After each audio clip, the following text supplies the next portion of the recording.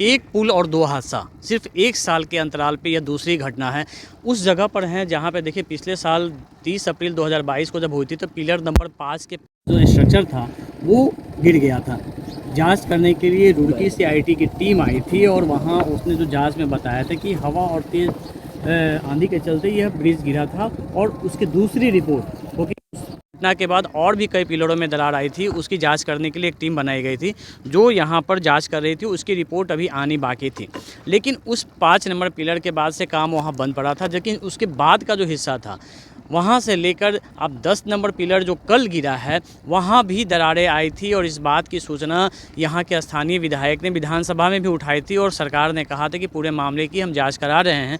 और कंपनी से भी, जो निर्माणकर्ता कंपनी है, उससे भी ये मांग गया था। एसपी सिंगला जो पूरे ब्रिज को बना रही थी उसको भी ये दी गई थी, कई तस्वीरें दी गई थी। और देखिए पिलर संख्या 10 के हम पास हैं, जो मेन स्ट्रक्चर जो गिरा है, जो पिलर के साथ गिरा है, वो तस्वीरें यहाँ पे आप देख सकते हैं। किस तरीके यहाँ तक पुल कंप्लीट हो गया था, बीच का हिस्सा बाकी था जिस पर ऊपर स्लैब लगाने का काम चल रहा था। और यह स्लैब लगातार काम करना, क्योंकि इसमें जो डेडलाइन दी गई थी, जो आठवीं बार की डेडलाइन थी, वो थी दिसंबर 2023 का। यही वजह है कि जो काम था वो काफ़ी तेज़ी से चल रहा था। और यहाँ पर जो 10 नंबर स्ट्रक्चर जब गिरा, बीच का ये हिस्सा खाली था, यहाँ पे काम होना बाकी था क्योंकि रुक के काम हो रहा था। और लेकिन यहाँ तक जो काम था वो खगड़िया की तरफ से अगर हम लें तो 10 नंबर पिलर तक काम आ गया था। सिर्फ अब 3 पिलर का काम बाकी था जहां पे सुपर स्ट्रक्चर को चढ़ाया जाना था।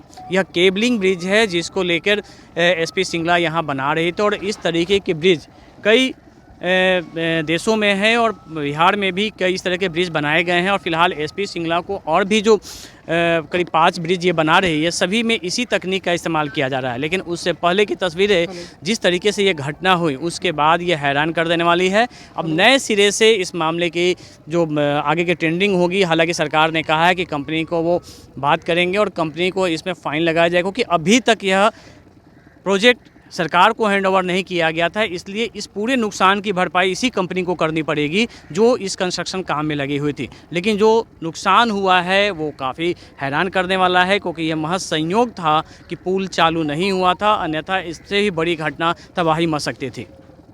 कैमरामैन सनी और विक्रम के साथ अमिताभ ओझा, खगड़िया, न्यूज़ 24।